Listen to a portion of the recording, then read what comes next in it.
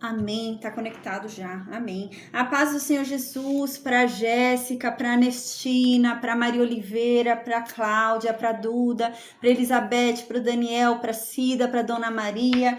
A paz do Senhor Jesus para quem tá pelo Facebook, Instagram, YouTube, para quem vai ouvir pelo áudio, amém. A paz do Senhor Jesus a todos, amém, amém, amém. A paz do Senhor Jesus, Dorinha, amém.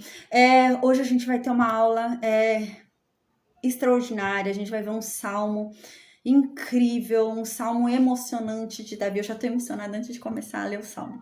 É um salmo emocionante de Davi, gente. Nesse salmo, Davi fala sobre a crucificação de Cristo. Ele fala com detalhes sobre a crucificação, gente, detalhes mesmo do que vai acontecer. Mas também ele fala com detalhes, gente, sobre o fim dos tempos, sabe? O que está previsto lá em Apocalipse, que todo do joelho se dobrará, toda língua confessará.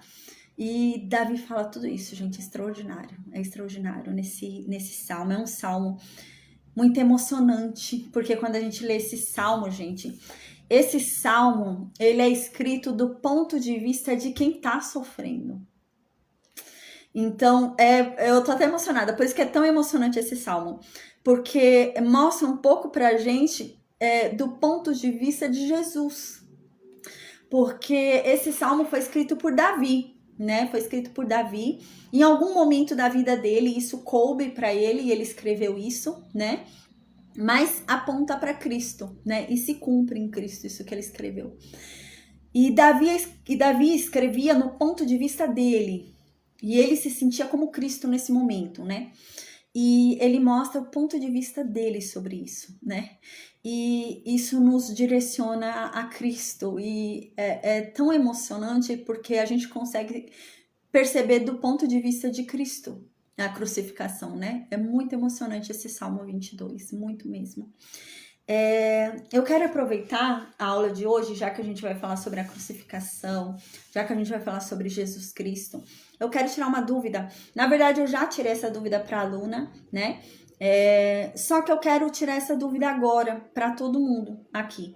Por quê? Porque, gente, eu já vi muita gente não seguir o Evangelho de Cristo, não querer conhecer a Deus, porque recebeu essa resposta errada. A paz, Eliane, porque recebeu Amém. Porque recebeu a resposta para essa pergunta errada. Então, a pessoa recebeu a resposta errada e por receber a resposta errada, a pessoa pensa que é Deus de Israel, que é a religião de Israel, que é Deus de Israel, que é Cristo de Israel. Então, eu quero falar sobre isso hoje, né? Antes da gente falar sobre Cristo, eu quero explicar uma coisa. Ela me perguntou assim, ela tá até aqui online. Ela me perguntou assim, a Elizabeth. Ela falou assim, mas por que Deus escolheu Israel? Deus rejeitou os gentios? Eu me sinto rejeitada. E, gente, é isso que muita gente pensa.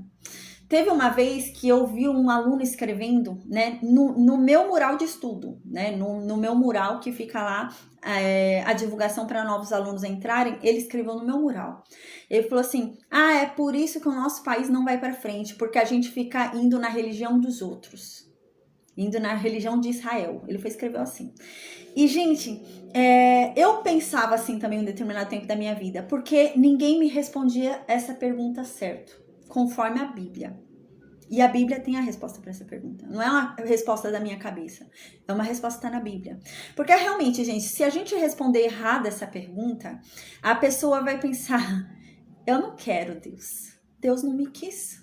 Deus me rejeitou primeiro, porque agora eu vou querer, se ele me rejeitou, né? Então, a gente tem que saber a resposta certa para essa pergunta, né? Por que escolheu Israel e não outras pessoas? Por que ele rejeitou os gentios a princípio, né? E tem uma resposta certa, e a Bíblia dá essa resposta certa. E, gente, é uma resposta que nos faz querer ir com esse Deus. Nos faz entender que o Messias é nosso, dos gentios. E é isso que eu quero falar sobre essa resposta, porque eu percebi isso, sabe? Muita gente pensa assim, que a religião é de Israel, que a religião é dos judeus, que Cristo é deles, né? E eu quero provar que não pela Bíblia, tá? Gente, no início, né? Quando houve a queda no Jardim do Éden, Deus criou um plano ali. Deus criou um plano para salvar todas as nações. Isso inclui os gentios, todas as nações. Então Deus amou a todos nós, todas as nações, todas. Só que para se cumprir isso que Deus havia falado de salvar todas as nações, era por meio de um cordeiro que ele enviaria. E esse cordeiro pagaria por nossos pecados e sofreria as dores que nós deveríamos sofrer. Para que então nós fôssemos expiados, nossos pecados fossem expiados e a gente conseguisse conciliação com Deus, né? E aí que tá. Deus tinha que escolher alguém para que o Messias viesse. E dentre todos da época que tinha, Deus se agradou de Abraão. Gente, havia algo em Abraão, em todos aqueles que estavam naquela época. Isso não significa que Deus rejeitou os outros. Não significa isso. Por quê? Porque o plano de Deus sempre foi resgatar a todos. Deus amou a todos, desde o princípio. Deus amou quem é gentil desde o princípio. Deus não amou só os judeus. Deus não amou só Israel. Deus amou a todos. É um Deus de todos, não é Deus só de Israel. Mas, para o plano dele se cumprir e nós sermos resgatados, teria que ser enviado um Messias, o Cordeiro. E, gente, ele tinha que vir de uma forma especial, por meio de alguém que Deus se agradasse muito. E dentro da época em que viveu Abraão, ele foi o que Deus se agradou. De tantas pessoas que existiam no mundo, Deus se agradou de Abraão. Então, naquele momento, naquela época, de todos os humanos na Terra, Deus olhou para Abraão e sentiu prazer nele. Então, Deus não fez a promessa direto para Abraão, mas Deus resolveu testar Abraão. Então, Deus lançou ali uma proposta para Abraão, para testar Abraão. E Abraão passou na prova. E Abraão, então, foi escolhido para dele vir o Messias. Isso não quer dizer que o Messias é de Israel. Não quer dizer que o Messias é dos judeus. O Messias é nosso, de todo o mundo. O Messias veio por todo o mundo. Não só por Israel, mas por todos nós. O plano sempre foi esse. Mas, quando a gente fala, né, Israel é a nação da promessa, né? Eles não são a nação da promessa da salvação. A salvação não é exclusiva de Israel. Nunca foi. Esse nunca foi o interesse de Deus de salvar só Israel. Nunca. Quando você lê desde a promessa que Deus fez a Abraão, o que Deus falou para Abraão? Abraão, eu prometo para você agora que de você vai vir uma semente e por meio dela todas as nações serão abençoadas. Então, desde sempre, Deus amou a todos. Deus não amou só Israel. Deus amou a todos. Mas convenhamos, gente, para que o Messias viesse, ele precisava vir de alguém especial. E Abraão era essa pessoa. É que nem a gente pensar, por exemplo, em Maria. Quantas mulheres não tinham no tempo de Maria? Mas o Messias tinha que vir de um casal especial, né? A gente vai ver que também o chamado também estava sobre José, não só sobre Maria.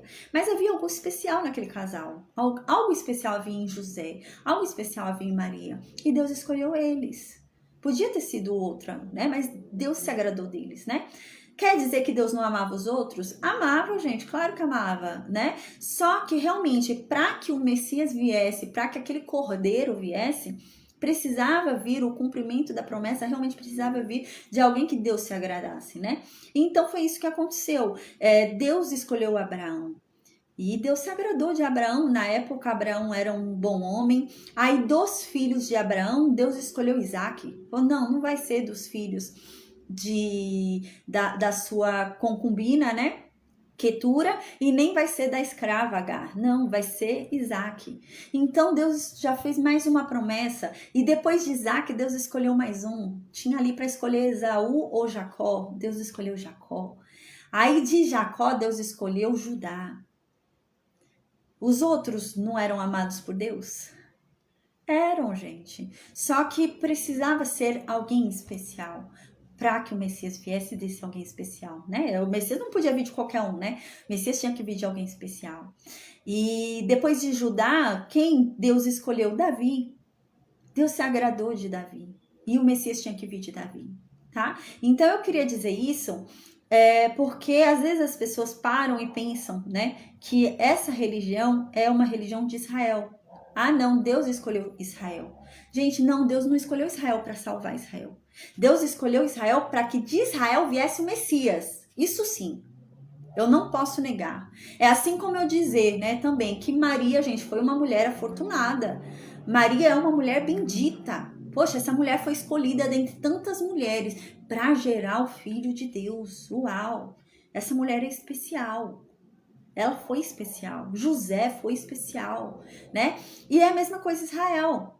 Israel foi escolhido para que o Messias viesse deles. Mas o Messias é deles? Não. O Messias, ele veio por todos nós. O Messias veio por mim. O Messias veio por você. O Messias, ele não veio por Israel, só Israel. O Messias não veio só pelos judeus. O Messias veio pelos gentios também. Ele veio por nós. A gente tem que entender isso. Deus não nos rejeitou. Pelo contrário, Deus nos amou desde o início. Porque quando a gente pensa que Deus nos rejeitou porque ele escolheu Israel, aí a gente começa a querer rejeitar esse Deus. Não, Deus me rejeitou, eu não quero. Gente, mas a Bíblia nunca diz isso, que Deus nos rejeitou.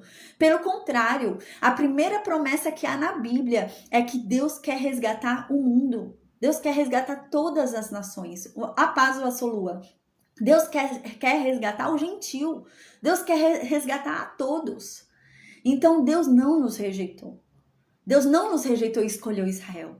Mas dentre todas as pessoas ali disponíveis, ele era o melhor a ser escolhido. Dentre todas as pessoas do seu tempo. Abraão foi o melhor. Isaac foi o melhor. Judá foi o melhor. Jacó foi o melhor da geração de Abraão, né? Davi foi o melhor. Mas quer dizer que Deus rejeitou os gentios? Não. Quer dizer que Deus rejeitou todo o restante de Israel? Não. Mas realmente, para o cumprimento da promessa de vir o Cordeiro, precisava ser de alguém especial. Então é isso que eu quero dizer hoje. Gente, não é Deus de Israel, é nosso Deus. É o meu Deus. É o seu Deus. Mas uma coisa é inegável, realmente, Israel é uma nação abençoada, porque Deus escolheu ela. Então é abençoada, sim, é uma nação bendita, assim como Maria. Maria é bendita dentre todas as mulheres, ela foi escolhida para gerar o Filho de Deus. E Israel foi escolhido para que deles viesse o Filho de Deus. Então é inegável isso, né? Israel é um povo abençoado, os judeus são um povo abençoado, né? Mas eles são escolhidos, quando a gente fala que foi um povo escolhido, não é um povo escolhido que eles são o único povo que foi amado. Não é isso no sentido de que eles foram um povo escolhido e Deus rejeitou todos os outros. Não, eles foram escolhidos para que deles viesse o Messias. Foi nesse sentido.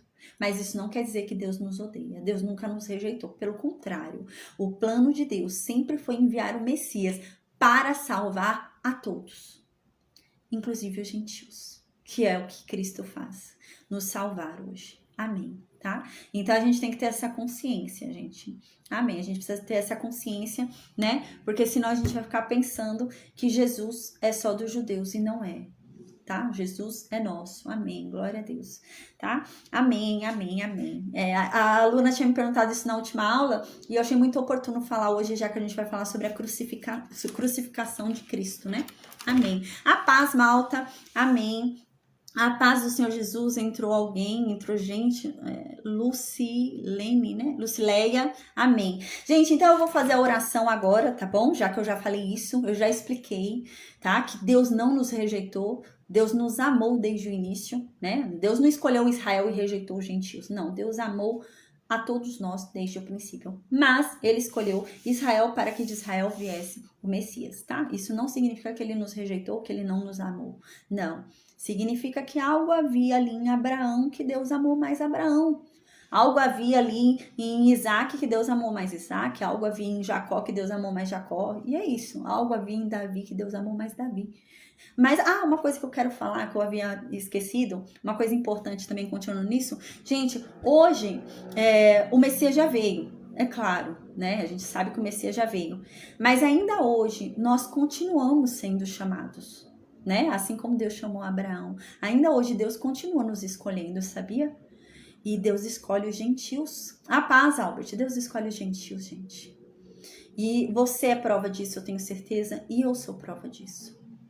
Deus me escolheu para estar aqui pregando a palavra dele. E eu sou uma gentia. E Deus me escolheu. Sabe? Ele derramou sobre mim um dom. E ele me escolheu para isso, para esse trabalho. Deus me escolheu, gente. Tá vendo como ele me ama? Ele me ama tanto que ele me escolheu. Eu não tenho curso de teologia. Gente, eu nunca fiz curso de teologia. Eu nunca estudei, assim, em alguma escola a Bíblia. E nem mesmo na igreja, eu nunca estudei a Bíblia. Eu estudei em casa, eu mesma. Eu lia, eu tive um amor porque eu queria saber dela, né? E Deus se revelou para mim. E Deus me chamou. E é esse chamado. E para vocês verem, sabe? E eu vou falar que Deus não me amou. Deus me amou sim, desde o início, gente. E Deus continua escolhendo. Assim como ele escolheu, na época ele escolheu Jacó, na época ele escolheu Davi, hoje ele ainda continua escolhendo. E ele me escolheu para esse trabalho aqui. E eu tenho certeza que ele te escolheu também para alguma coisa. A Bíblia diz isso, todos nós temos um chamado. Então, um chamado, você foi escolhido para alguma coisa Deus te chamou. A passo ele, para alguma coisa Deus te chamou. Então, era isso que eu queria falar hoje, antes da gente começar a falar sobre a crucificação de Jesus. É que Jesus foi um plano de Deus para salvar a todos, não somente Israel. O plano de Deus nunca foi salvar só Israel, mas foi salvar a todos nós. Deus nunca nos rejeitou, tá? Deus só escolheu Israel, mas não significa que ele rejeitou as outras nações. Não, ele queria salvar as outras nações. Uma coisa muito importante da gente falar, quando Deus mandou aquelas pragas lá no Egito, Deus, ele queria converter Israel. Deus queria mostrar para Israel quem era o Deus deles. Mas Deus queria converter os egípcios também. Deus queria salvar os egípcios também. Eu falei sobre isso nas pragas em Êxodo. Deus, ele não queria matar totalmente os egípcios. Tinha o nível de maldade ali, né? Mas Deus queria realmente que eles se salvassem. Mas não foi dessa forma. E a gente falou sobre isso. E assim é conosco. Deus não nos rejeitou, tá? Deus nos ama. E era isso que eu queria falar. Amém. Então, gente, agora eu vou ler o Salmo 22. Eu vou orar primeiro, rapidamente, e a gente começa a estudar o Salmo 22, que fala sobre a crucificação de Cristo, gente. É um salmo muito emocionante mesmo, gente. Muito mesmo.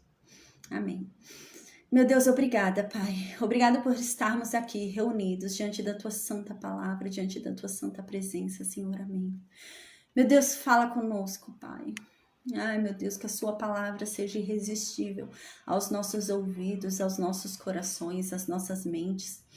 Que a tua palavra venha surtir os efeitos dela sobre cada um de nós, que venha nos convencer dos nossos pecados, que venha nos convencer da sua verdade, que venha nos converter, que venha nos levar ao arrependimento verdadeiro e sincero, Pai, no nome de Jesus. Que venha nos levar à transformação de mente e de atitude, Pai, amém. Que venhamos a ser cada vez mais, meu Deus, como Cristo. Que venhamos a ser cada vez mais parecidos com Ele, Pai, no nome de Jesus. Nos ajuda, Pai. Nos ajuda a sermos melhores, Pai. Nos esvazia de nós mesmos e nos encha da tua santa presença. Nos santifica, Pai, amém. Derrama sobre nós a sua sabedoria. Derrama sobre nós a sua inteligência, o seu conhecimento, o seu entendimento. Se mostra para cada um de nós de uma forma clara, de uma forma simples e de uma forma inconfundível, Pai, amém. Meu Deus, usa a minha boca para pregar a tua verdade. Que o teu Espírito Santo me use. Coloca na minha boca, Pai, um falar ao teu respeito irresistível e apaixonante. Que todo aquele que me ouvir falar acerca de ti não resista e se apaixone por ti. Amém, Pai. Tempera cada palavra que sair da minha boca com sal, para que elas tenham um bom gosto e que elas deem sede naquele que as ouvir, Pai. Para que eles venham te buscar cada vez mais, em nome de Jesus, Senhor. Amém. Que o fogo do teu Santo Espírito venha acender em cada um de nós e que que venhamos a vigiar para que esse fogo nunca se apague, em nome de Jesus, amém. Obrigada, Pai, amém. Amém. Então, gente, o Salmo 22, ele fala sobre a crucificação de Cristo. É um salmo messiânico. Ele foi escrito por Davi. E ele tem detalhes da cruz, gente. Nossa, são detalhes extraordinários. Como Davi foi usado pelo Espírito Santo para falar sobre algo que aconteceria tanto tempo depois, né? E tem muitos detalhes sobre a cruz. A gente sabe, eu já falei, né? Eu sempre falo, o Antigo Testamento, ele aponta para Cristo, né? Ele é a sombra de uma verdade que é revelada através de Cristo. Então, o Antigo Testamento não é a mensagem principal, mas ele fala sobre a mensagem principal que é Cristo, né? E Cristo diz, a palavra, a escritura inteira fala acerca de mim. E esse Salmo 22 é isso. Mas ele foi escrito por Davi em algum momento da vida dele que a gente não sabe qual é, gente. Não tem essa informação. Eu não sei dizer qual o momento da vida que Davi estava vivendo quando ele escreveu esse salmo. Mas a verdade é que quando ele escreveu esse salmo, ele falava sobre si. Mas ele vai tipificar para a gente a dor de Cristo. Ele vai falar para a gente, esse Salmo 22, ele fala sobre a crucificação de Cristo do ponto de vista de Cristo. Do ponto de vista de quem está na cruz. E, gente, é muito emocionante esse Salmo, porque Davi se sentia assim. E ele escreveu esse Salmo por isso, porque ele se sentia dessa forma. E ele escreveu esse Salmo. Ele estava na posição de Cristo aqui, né? Explicando assim, né? Por meio de metáforas que a gente entende que tudo aponta, tipifica Cristo e aponta para Cristo. Então, Davi aqui tipificava Cristo, né? Davi aqui simbolizava Cristo. E tudo que ele escreve aqui é algo que ele está vivendo, mas ele escreve a sensação dele daquilo. E tipifica Cristo. O que Cristo passa naquela cruz, tá bom? Então agora a gente vai começar a ler versículo 1 do Salmo 22. Diz assim: meu Deus, por que o Senhor me abandonou? Por que o Senhor está tão longe de mim? Por que o Senhor não escuta o meu gemido quando eu grito pedindo socorro? Gente, essas falas, elas vão ser ditas por Jesus na cruz. Jesus vai falar essas mesmas falas aqui, na cruz. A gente vai ver isso em Mateus 27, 46, no Evangelho de Cristo segundo escreveu Marcos, capítulo 15, 34. Jesus fala exatamente isso, que está nesse salmo aqui que Davi falou. E eu vou explicar por que Jesus fala isso mais pra frente. Eu não vou explicar agora, senão vai confundir vocês, mas tem todo um significado de Deus ter abandonado Jesus nesse momento. E a gente vai entender isso quando chegar o momento certo. A paz do Senhor Jesus, João. Quando chegar o momento certo, a gente vai entender. Mas lá na cruz, Jesus fala isso. Nos últimos instantes ali, Jesus fala isso. Deus, por que o Senhor me abandonou? Por que o Senhor não escuta o meu gemido? Por que o Senhor está tão longe de mim? Então, no versículo 2, Davi continua: Deus meu, eu clamo de dia e o Senhor não me ouve.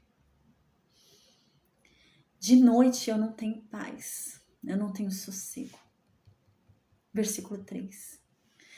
Mas o Senhor é santo, Deus. O Senhor mora entre os louvores de Israel. Versículo 4. No Senhor, Deus, confiaram os nossos pais. Eles confiaram e o Senhor os livrou porque eles confiaram. Versículo 5. A gente lembra, gente, tudo que eu tô lendo aqui é do ponto de vista de quem tá sofrendo.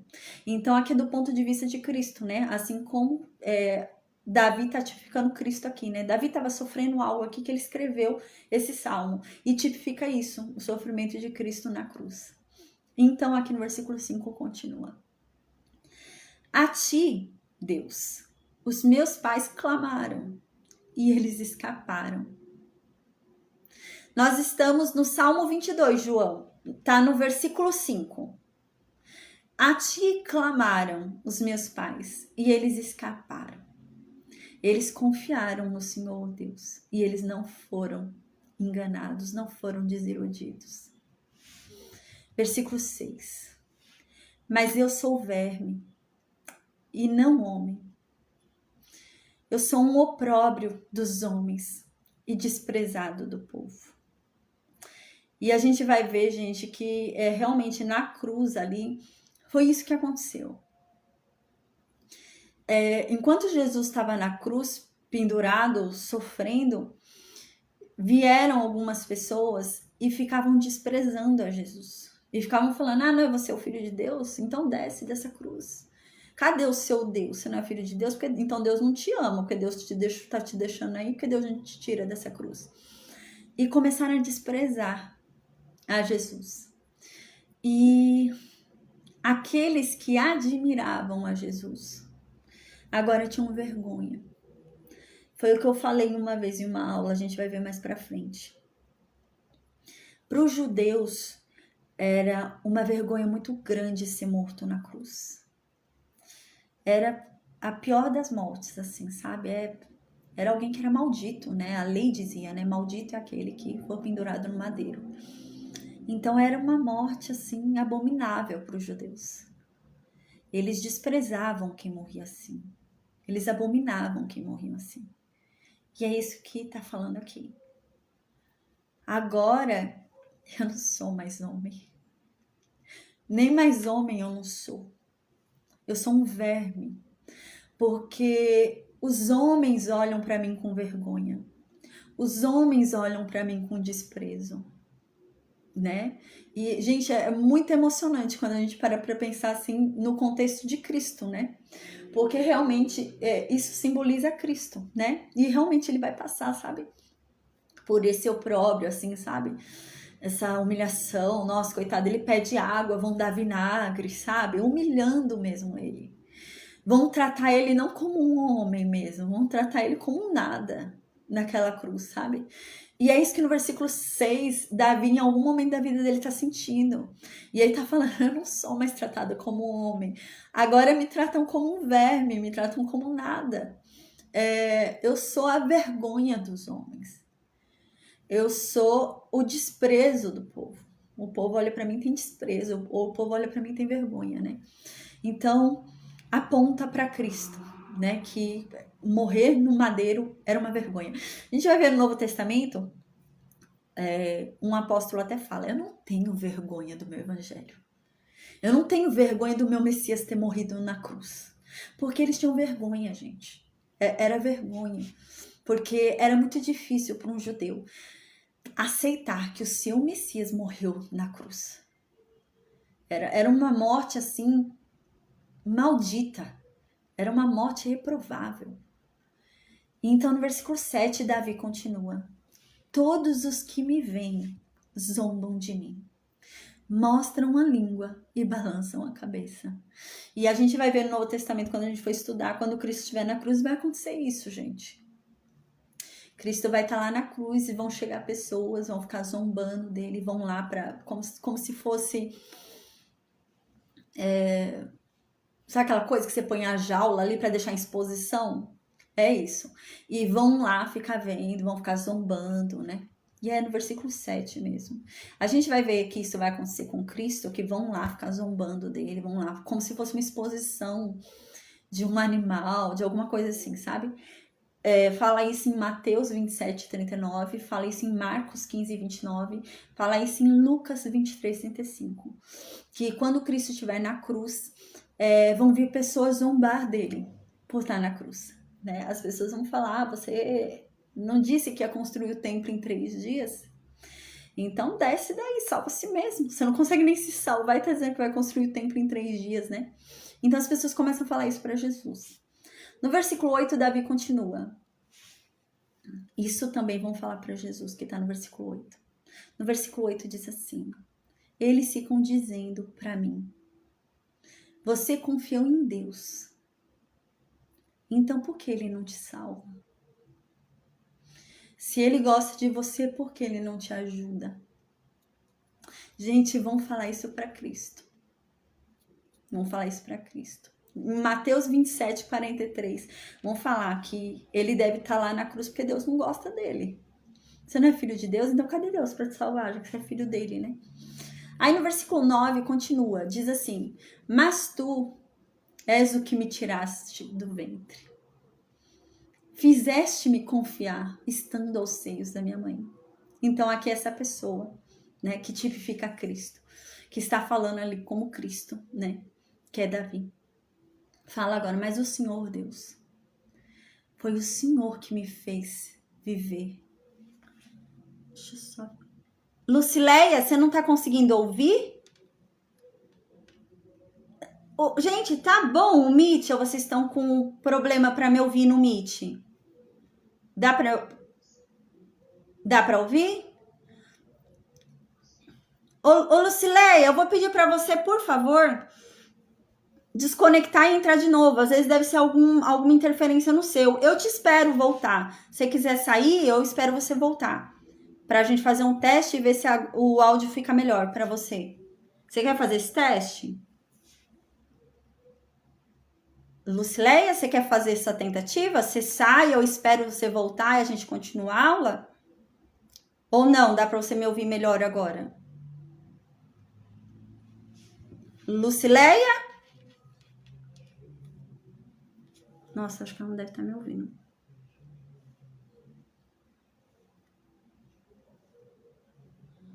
Só um instante, a gente tá dando um probleminha aqui no Meet. Eu vou ver com uma aluna.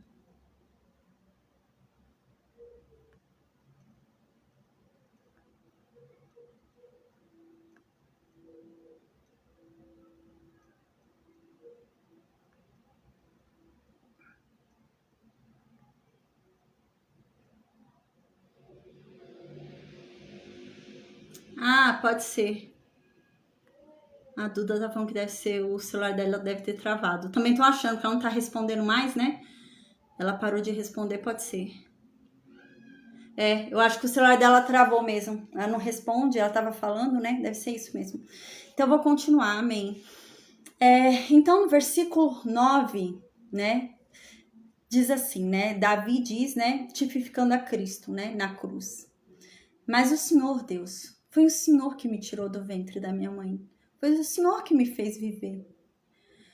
O Senhor me fez confiar em Ti. Eu ainda estando no seio da minha mãe. Eu ainda mamando. Eu já confiava no Senhor, Deus. Quando eu ainda mamava. Ah, ela saiu agora. Será que ela vai tentar entrar de novo? Deixa eu ver se ela vai tentar entrar de novo. Gente, só um instante, tá? Tem uma aluna aqui que tá com problema no Meet. Eu acho que ela saiu, vai tentar entrar de novo. Vou esperar só um pouquinho. Se ela não entrar, eu continuo a aula. Deixa eu só ver se ela vai entrar. Esperar bem pouquinho, gente. Pra gente não demorar muito tempo, né? Que a aula hoje é um pouquinho longa.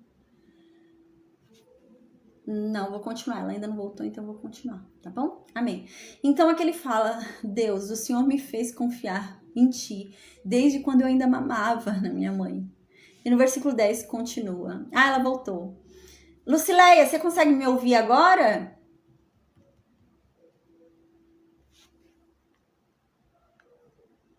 Ah, ela voltou, acho que ela consegue me ouvir.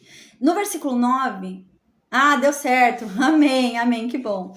No versículo 9, então ele diz isso, né? Davi diz sobre si, mastificando a Cristo, né? Na cruz, ele diz isso.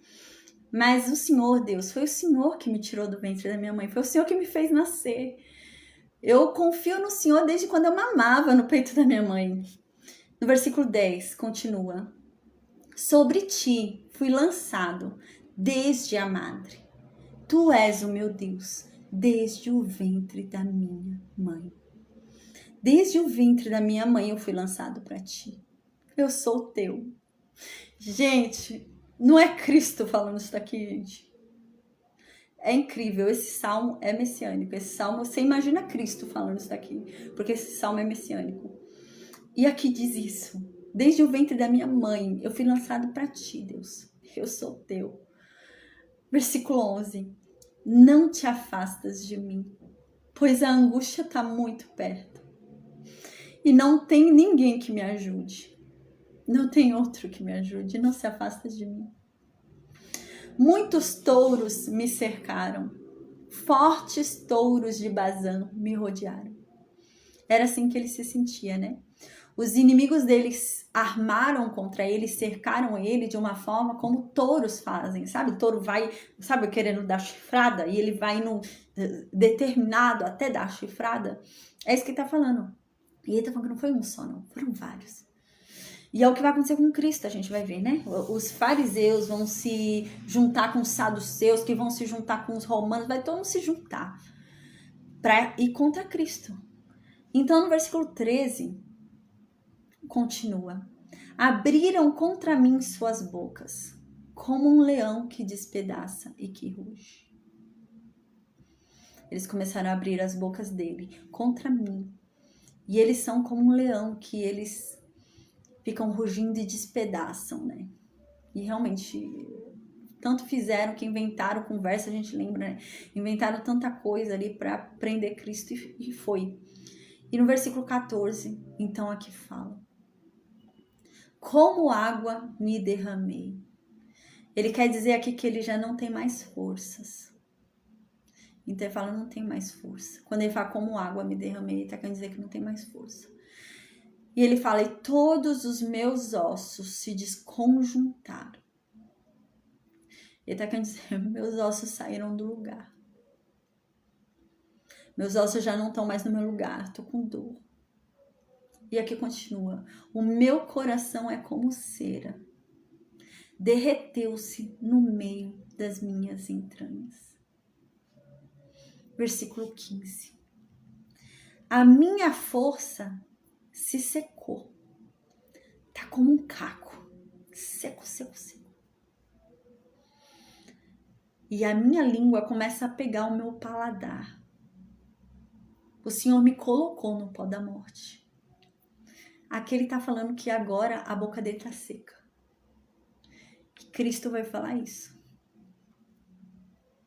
Cristo vai falar, você pode me dar água que eu tô com a boca seca. E então vão dar vinagre. E é isso que aqui no versículo 15 está falando, que a dor é tanta que ele já não tem mais força. E que a boca dele até secou, a boca dele tá até seca, grudada, né? Aí no versículo 16 continua. Pois me rodearam cães, o ajuntamento de malfeitores me cercou. Traspassaram-me as mãos e os pés. Aqui fala sobre as feridas de Jesus, das mãos e dos pés de Jesus. Aqui no versículo 16, Davi, tipificando a Cristo, diz assim: eles, essas pessoas desprezáveis, me rodearam. E tem um ajuntamento deles. Tem um monte deles. Tô cheio deles aqui. E eles furaram as minhas mãos, furaram os meus pés. E é o que a gente vai ver que vai acontecer na cruz, né? Vão furar as mãos de Jesus, os pés. E Davi tá falando isso no versículo 16. Aí então no versículo 17 continua. Eles, esses homens, essas pessoas, eles poderiam contar todos os meus ossos.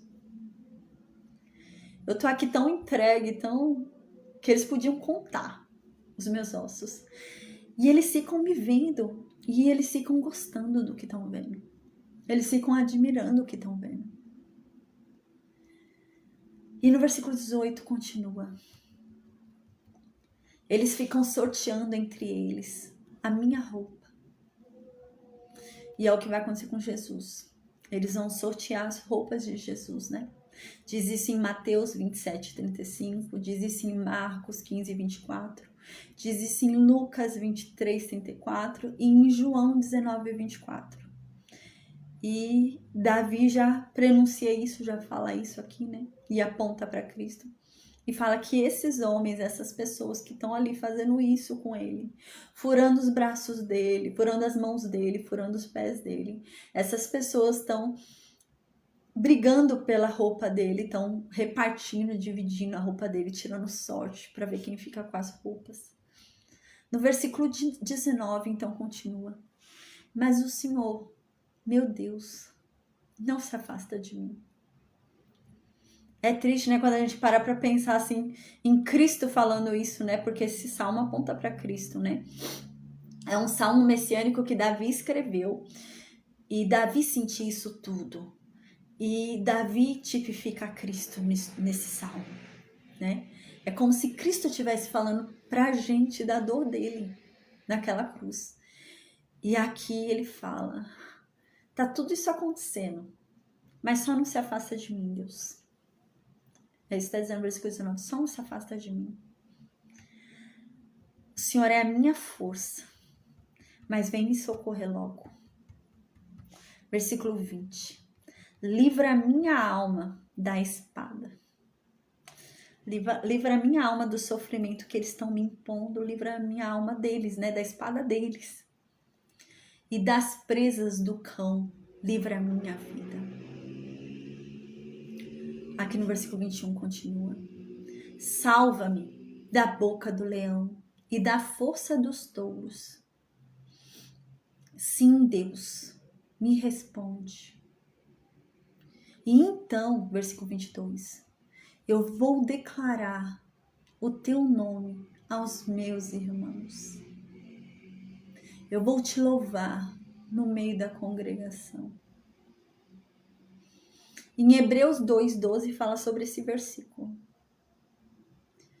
Que realmente Jesus cumpriu isso, ele declarou sobre Deus. No meio da congregação, no meio dos irmãos, ele começou a declarar sobre Deus, começou a pregar. No versículo 23 continua. Agora vai começar a falar sobre a igreja, gente. Vai começar a falar sobre a igreja, vai falar sobre a vitória de Jesus, né? Não vai acabar triste esse salmo, vai acabar bom. E vai falar sobre a igreja, vai falar sobre a pregação da igreja. Diz no versículo 23. Vocês que temem a Deus, louvem Ele. Todos vocês, semente de Jacó, glorifiquem a Deus. E temam a Ele, todos vocês, semente de Israel. Versículo 24. Porque Deus não desprezou, nem abominou a aflição do aflito, nem escondeu do aflito o seu rosto. Pelo contrário, quando os aflitos chamaram a Deus, ele ouviu. Gente, olha o que Davi está falando aqui. Davi está falando sobre Jesus aqui. Davi está falando aquilo que Jesus fala, né? Se alegrem os cegos, os coxos, os mancos, os que sofrem, né? E aí está falando aqui. Louvem a Deus, Israel, porque Deus ouviu os esquecidos. Deus ouviu aquele que ninguém ouve. Deus ouviu aquele que ninguém dá nada. E a maior prova de que Deus ouviu esse povo é que Deus enviou Jesus. Jesus veio para o doente, né? Essa questão. Jesus veio para quem sofre, Jesus veio para esses. E é isso, a maior prova de que Deus ouviu a aflição de quem sofre é que ele enviou Jesus. E no versículo 25 continua. O meu louvor será de ti na grande congregação. Eu pagarei os meus votos perante os que o temem. Tá falando, Senhor, eu vou te louvar no meio da congregação. E eu vou fazer o que eu prometi. Eu imagino, gente, esse salmo aqui aponta para Cristo falando. Pense em Cristo falando isso aqui. Eu imagino assim que Cristo, né, veio e Jesus falou, né? A gente lembra que no Antigo Testamento a Bíblia sempre fala de Cristo como o anjo do Senhor, né? Ela sempre fala de Cristo como o anjo do Senhor. É esse nome que é dado, é assim que eles mostram, né? O anjo do Senhor. Mas eu não sei se era um anjo, é como quem viu a cena descreve, né? É o anjo do Senhor. E eu imagino o quê? Que antes de vir, né, Deus falou, ó, você vai ter tal missão. E Jesus já sabia, né? E ele falou, não, eu prometo, vai dar tudo certo, eu vou dar minha vida, né? E aí estava no versículo 25. Eu vou cumprir o que eu prometi. E foi o que Cristo fez, né? Ele foi obediente, né? Em todo momento. No versículo 26 continua. Os humildes comerão e se fartarão. Louvarão ao Senhor os que o buscam. O vosso coração viverá eternamente. Aqui ele está falando que quando ele fizer o que ele prometeu, porque ele acabou de falar no versículo anterior, ele falou, não, eu vou fazer o que eu prometi. E o que foi que Cristo prometeu para Deus, né? Que ia morrer por nós naquela cruz. E aqui ele diz, quando eu fizer isso, os pobres, os aflitos, os fracos, os necessitados, eles vão comer e vão se fartar. Depois que eu fizer o que eu prometi. Aqueles que sofrem não sofrerão mais, né? É nesse sentido. Agora, aquele que passava necessidade, eles vão comer ao ponto de se fartar depois do que eu fizer, né? Depois que eu fizer o que eu prometi. E aqui claramente aponta para Cristo, né? Que hoje em Cristo, realmente, gente, a gente tem paz, né? A gente tem alegria, né? E não é a alegria do mundo, não é a paz do mundo, igual a Bíblia diz, né? Que esse mundo tem uma alegria, esse mundo tem uma paz. Mas é diferente, é aquela paz, aquela alegria que independe da circunstância, né? Ocorra o que for, a gente tem. E é isso. Esses hoje que buscam algo vão encontrar. E eles vão comer até se fartar. Comer de Deus, né? Comer da palavra até se fartar. E vão louvar muito a Deus os que buscam a Ele. E o coração deles vai viver eternamente. E aqui no versículo 27 continua. Lembrar-se-ão do Senhor, e a Ele se converterão todos os cantos da terra. Gente, tá falando sobre a igreja. Uau! Tá falando que depois que Jesus passa por aquilo, ele cumpre o que ele prometeu, ele morre na cruz. É cumprido, né, o que havia falado, e então, depois do cumprimento da promessa de Deus resgatá-lo da morte, eis que todo aquele que busca agora todo aquele que tem fome vai ser saciado, todo aquele que tem sede vai ser saciado. E no versículo 27 diz que todos vão se converter, todos os confins da terra, né, vão se lembrar de Deus, né, lembrar-se-ão do Senhor e a Ele se converterão os confins da terra. Perante Ele se prostrarão todas as famílias das nações. E isso realmente, gente, a gente vai ver que é dito na Bíblia, né? Em Isaías fala isso, se eu não me engano, em Romanos também, que todo joelho se dobrará. Eu já vou explicar isso. E toda língua confessará. Parece que Deus é tão misericordioso, Deus é tão bom, que Deus vai permitir que até aquele que é ateu, por exemplo, aquele que vive em pecado, é ateu, tudo, Deus vai permitir que por um momento ele coma dele. Ele sinta o que é ter Deus. Então ele vai reconhecer. É isso que vai dizer aqui, a gente vai ver, que a Bíblia fala. Porque assim, gente, vamos parar para pensar. A pessoa é ateia, tá? A pessoa é ateia, a pessoa é de outra religião, né? E Jesus vem. A pessoa vai olhar para gente e falar, tô nem aí. Não, isso não vai tocar a pessoa. Mas a Bíblia diz, parece, que Deus vai permitir que todos sintam o teu poder. Então, até o ateu vai sentir de Deus. Ele vai ter aquela experiência. E então ele vai se converter. Se converter entre aspas, né? Então ele vai crer, né? Porque a Bíblia diz isso, né? Que nesse momento eles não vão se ajoelhar forçado. Não. Eles vão se ajoelhar de boa vontade, gente. Eles vão se ajoelhar realmente porque reconheceram. Eles vão falar, nossa, Senhor, meu Deus. Só que vai ser tarde demais. Eles vão falar, me salva. Não, já foi. Jesus já voltou. Né? E é isso. E aqui diz no versículo 28, porque o reino é de Deus. E ele domina entre as nações. Aqui fala porque o reino é do Senhor, gente. Agora que eu tô vendo, não é o Senhor maiúsculo. Aqui tá falando o reino é de Jesus, né? Então, porque o reino é dele, né? Quando ele voltar, ele vai submeter todas as nações a ele. Porque a verdade, ele é dono de todas as nações. Ele é dono até daquele ateu. E vai condenar aquele ateu, né? Mas por ele ser dono de todas essas nações, de todas as pessoas, ele vai permitir que elas sintam, para que elas reconheçam realmente quem ele é. E nesse momento elas vão falar, ó, Senhor, vão dobrar os joelhos, né? E vão reconhecer, vão começar a louvar, reconhecer ali ele. Mas vai ser tarde demais. Mas aí já não tem mais jeito. Então no versículo 29 continua.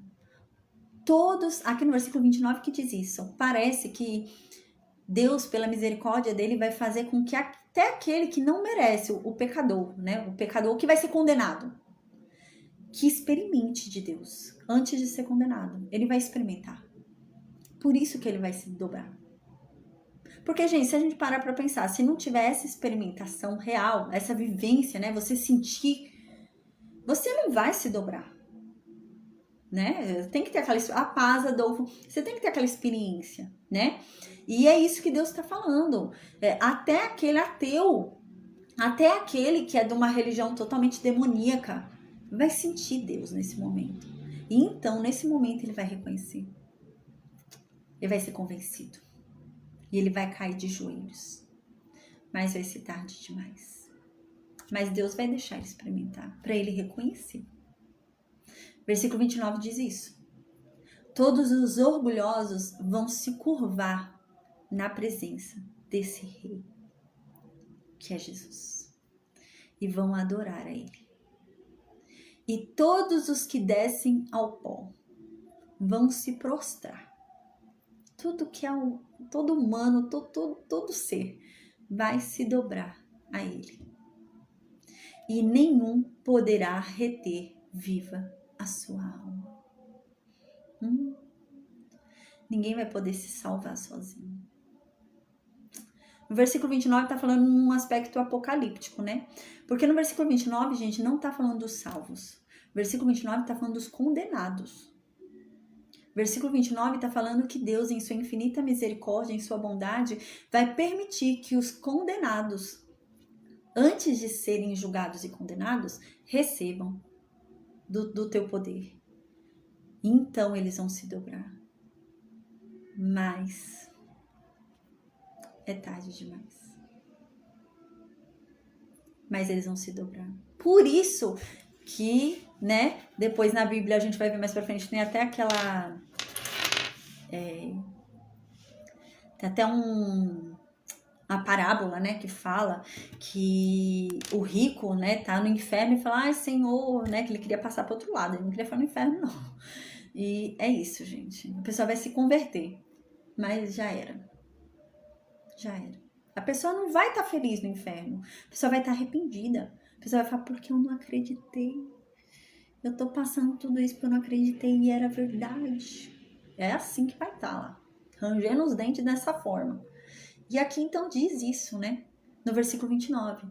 Que todo aquele, né, condenado, Deus vai fazer se curvar na sua presença e vai adorar, né? Algumas bíblias vai dizer, né, que eles vão comer e se fartar, né? Tá escrito isso em algumas traduções.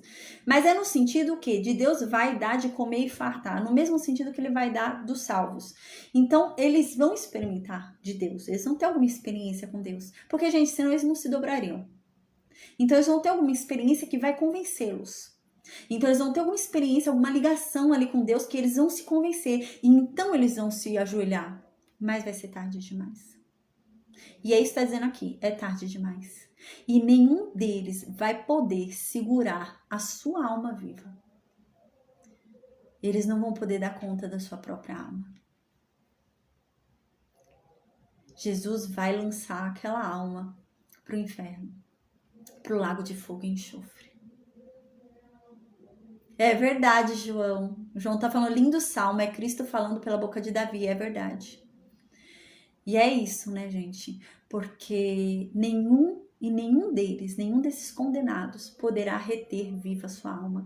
Eles não vão poder continuar vivos, eles não vão conseguir se manter. Não, vão ser lançados no lago de fogo e enxofre. Que triste, né? Em Romanos 14 e em Isaías 45, 23, 24 diz isso, né? Também, que todo joelho se dobrará e toda língua confessará. Porque a verdade é que Jesus foi posto como rei por cada centímetro dessa terra. Então ele vai ser reconhecido como rei. Mas o problema é que alguns vão ser condenados. Que coisa, né? Versículo 30, então, continua, agora vai falar da igreja, gente. Versículo 30 diz assim: a posteridade o servirá. Que posteridade o servirá? Servirá a quem? A Jesus, gente. Lembra aquele que morreu na cruz? Que falou todo o salmo aqui, como se sentia naquela cruz? Que então foi resgatado, cumpriu a promessa? E então todo aquele que crê nele se fartará. E no grande dia, até aquele que não crê vai se fartar também, mas vai ser condenado e ele não vai poder reter sua alma viva. Continua falando de Jesus. E agora diz que a posteridade dele. Quem é a posteridade de Jesus? Somos nós, filhos de Jesus, aqueles que creem em Jesus, que receberam a herança de Jesus, que estamos no testamento de Jesus. Nós que somos o corpo de Jesus, a igreja de Jesus, os membros de Jesus. Somos nós. Aí diz que a posteridade dele o servirá. Nós serviremos a esse que morreu na cruz e cumpriu o que havia prometido para Deus. E fartou aquele que sentia fome. Então aqui diz que esse povo que vai servir a Jesus vai falar dele para a geração futura. Gente, somos nós. É isso que está falando aqui. Está falando que esse povo, que é a posteridade de Jesus, vai falar de Jesus para as gerações futuras. Uau! Então, aqui no versículo 31, diz assim: e eles hão de vir anunciar a justiça dele. Uau, gente! Que nós vamos anunciar a justiça de Jesus. Que nós somos feitos justiça de Deus através dele. É isso que está dizendo aqui nesse salmo. Depois de tudo isso acontecer, ele morrer dessa forma. E então, ele vai fartar a todos que têm fome, a todos que têm sede. E no grande dia do juízo, até aqueles que não creem nele também receberão um pouquinho para experimentar, mas serão condenados e não vão poder segurar suas almas. E então, a posteridade dele vai começar a pregar sobre ele para as gerações futuras, né? Somos nós agora, enquanto ele ainda não vem, né? Enquanto ainda não houve condenação. E aqui diz, e esse povo, igreja, nós, eles vão anunciar a justiça dele. Não é a nossa justiça, não. Tem gente anunciando aí a sua própria justiça, né? Tem gente que fica anunciando a sua justiça, dizendo que tem que fazer o que não tem que fazer, né? Não é a nossa justiça que a gente tem que anunciar. Não é o que eu acho justo que eu não acho, o que eu acho certo que eu não acho. Eu tenho que anunciar a justiça dele. A paz, Adolfo. Eu tenho que anunciar a justiça de Jesus. É isso que está falando nesse salmo. A igreja vai anunciar a justiça dele. Porque foi através da justiça dele que eu me tornei justa. Né? É isso. Quando a gente pede perdão a Deus, né? Cristo morreu naquela cruz por nós, pelos nossos pecados. Então, quando eu peço perdão para Deus, eu estou pedindo para Jesus me aceitar, né? E que eu reconheço tudo aquilo que ele fez e para ele me aceitar com relação a tudo que ele sofreu, né? aceita todo o seu sofrimento para me perdoar do meu pecado. É isso que eu tô falando. Por exemplo, quando eu falo assim para Jesus, me perdoa de tal, de tal, de tal pecado, eu tô atribuindo pro sofrimento na cruz dele os meus pecados. É isso que eu tô fazendo. Eu tô acrescentando esses pecados na cruz dele. E eu tô pedindo para ele aceitar. E ele perdoa. Mas toda vez que eu cometo pecado de novo, é como se eu estivesse chicoteando ele de novo. É como se eu estivesse fazendo algo para ele de novo. Porque toda vez que eu peço perdão para ele, eu tô pedindo para ele atribuir os meus pecados naquela cruz. E no versículo 31, então, continua e diz assim: esse povo, a igreja, vai anunciar a justiça dele. Não a nossa, a dele. O povo que há de nascer vai contar que foi ele. O que ele foi, não é quem foi ele, mas o que foi ele? Meu Deus, o que foi? O que foi esse cara? As pessoas vão contar. Até quem ainda vai nascer contará o que foi ele para nós. E quem o fez? Quem fez ele? Foi Deus. E o que ele é? E assim nós pregaremos sobre a justiça dele. Para que no dia que ele vier, ele farte a todo aquele que tem fome, tem sede, nunca mais a gente sofra, nunca mais tenha nenhuma dor. Amém. Amém. Teve uma aluna até que me falou uma coisa uma vez. A Bíblia diz que Jesus levou consigo todas as nossas enfermidades e nossas dores. Existem pessoas que não entendem direito essa passagem, aí entra em crise. Por exemplo, a pessoa adoece. Mas Jesus não levou toda a enfermidade? Como que eu adoeci? Gente, essa promessa não é para agora. Ele levou todas as nossas enfermidades e nossas dores, mas não é para essa vida. É para a vida que ele está preparando, é para o local que ele está preparando para a gente, não é para agora. Nós não fomos libertos das nossas dores. A gente continua perdendo entes e isso dói. A gente continua sentindo dor. A gente continua sofrendo. A gente continua tendo enfermidade. Não é para esse tempo que Deus falou. Mas todo aquele que crer nele, tiver fé, viverá em um lugar onde não haverá mais dor, onde não haverá mais enfermidade. Por quê? Porque Jesus levou consigo todas as nossas enfermidades e todas as nossas dores. Então, quando ele vier e reinar no reino dele, não vai ter enfermidade, não vai ter dor. Mas a gente ainda não está no reino dele porque ele ainda não voltou. O príncipe dessa terra ainda está aqui, Satanás.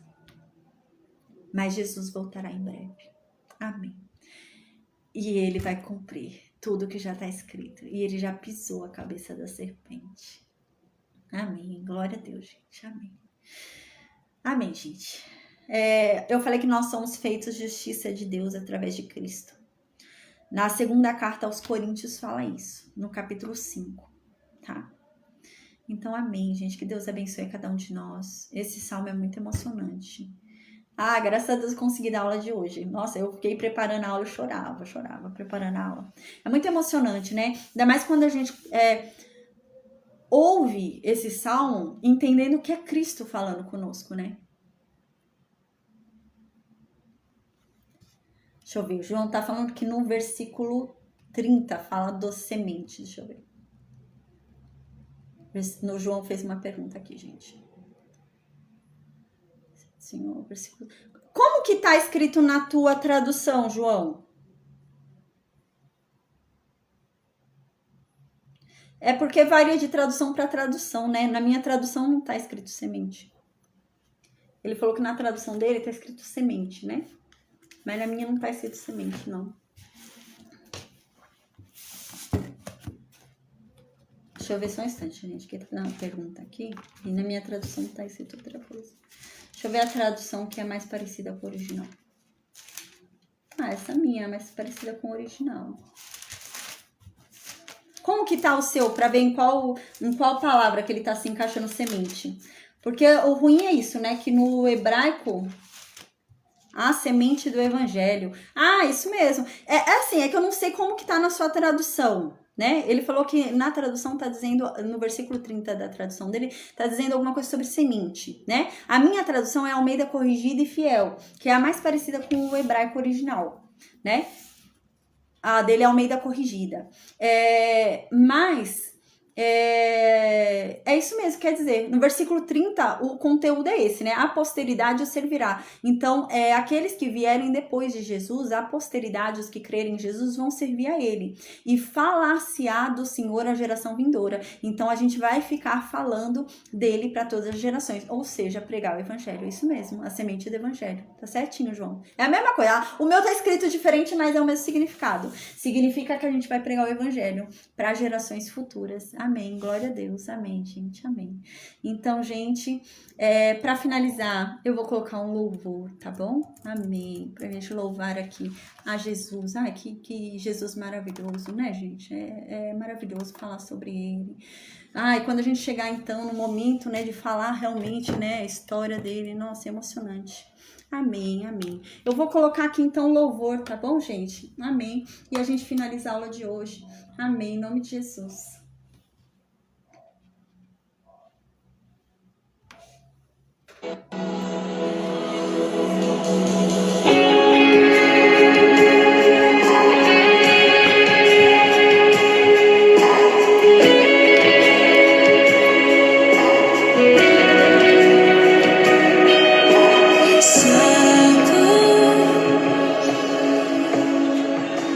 Jesus, tu és santo, tua é a glória,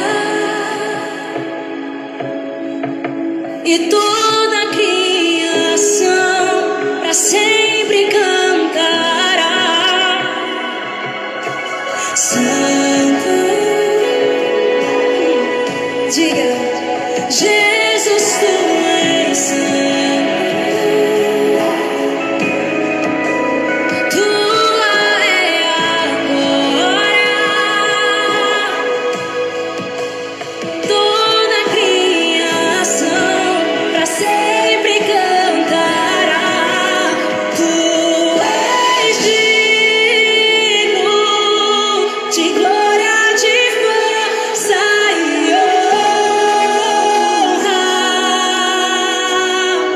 Com o céu nós cantaremos que só teu nome é digno de glória,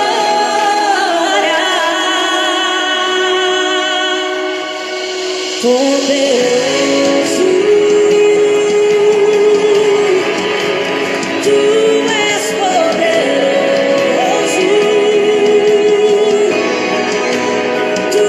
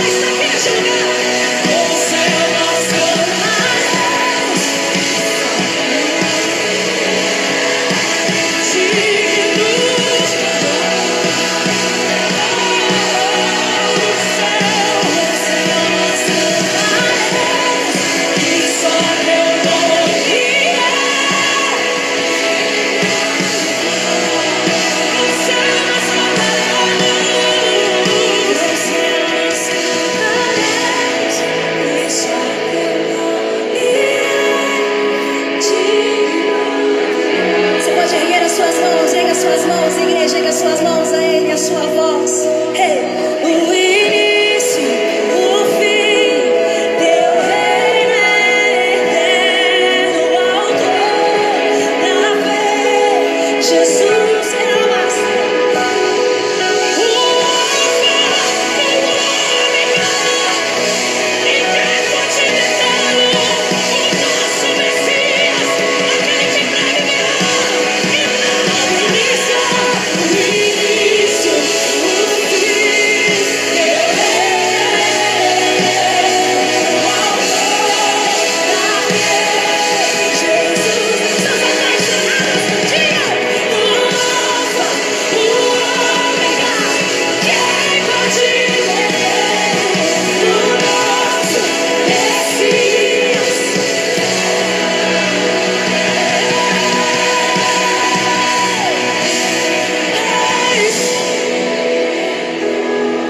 Ah, meu irmão, abra tua boca mesmo, porque Ele é digno.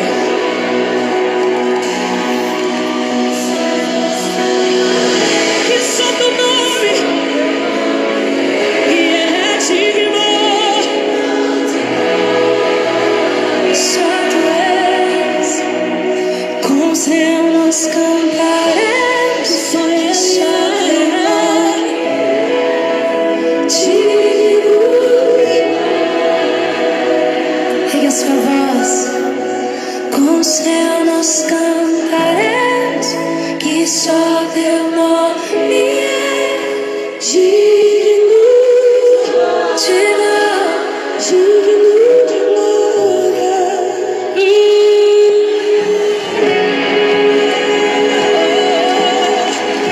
A nossa alma te adora aqui neste lugar, Senhor. Tu és o Todo-Poderoso, Tu és o Todo-Poderoso, tudo está em Suas mãos, Senhor. Tudo está em Ti, Senhor.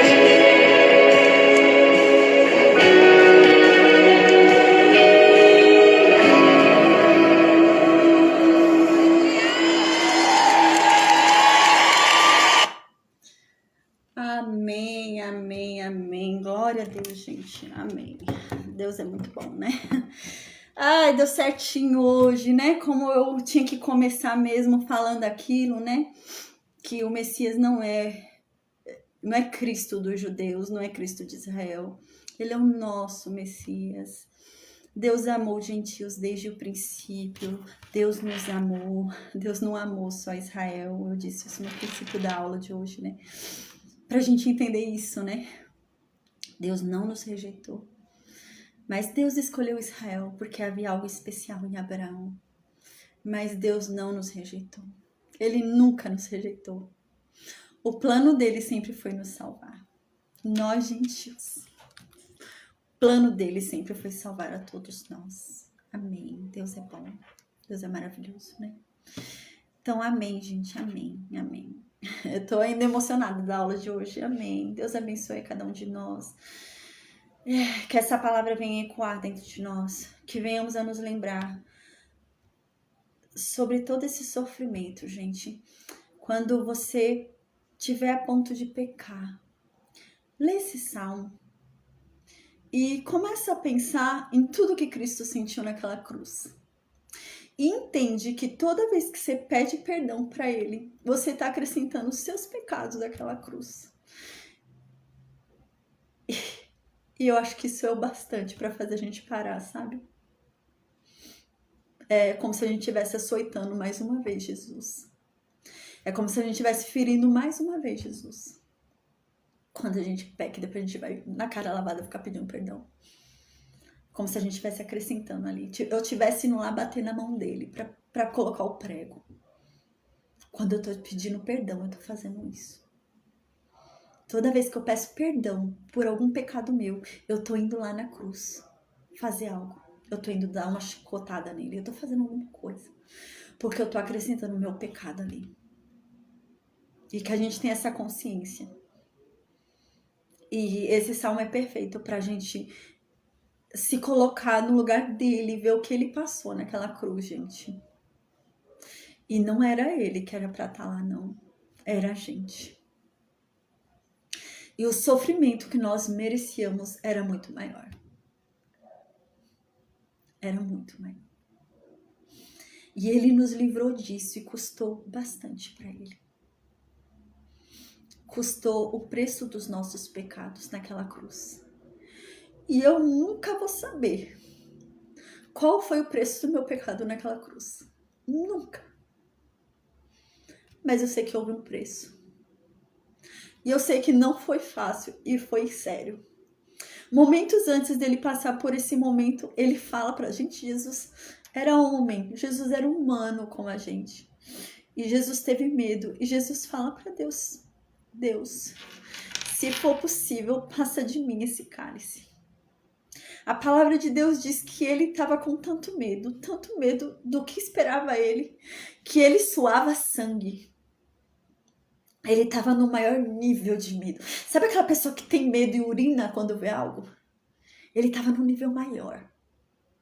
Ele estava com muito medo, gente. Muito medo. Porque ele sabia o que esperava ele. Ele não pagou pouco, não. Eu nunca vou saber qual foi o preço que ele pagou naquela cruz. Porque, gente, foi alto. Foi alto. E o que a gente pode fazer depois que a gente tem essa consciência é não pecar mais. E eu não quero aumentar o preço que ele pagou, porque já foi muito alto. Ele já pagou um preço muito alto. E eu não quero aumentar a conta. Eu não quero incluir mais pecado nenhum. Amém. Então, amém, gente. Que Deus abençoe cada um de nós. Amém. Eu vou perguntar no Meet se alguém tem alguma dúvida, se alguém quer falar alguma coisa, tá bom? No Facebook e no Instagram, que Deus abençoe vocês, viu? Tem gente online, amém. No YouTube, amém. Deus abençoe cada um de vocês, tá bom, gente? Amém. No Meet, alguém tem alguma dúvida, gente? Oi, Sueli, a paz do Senhor Jesus, tudo bom?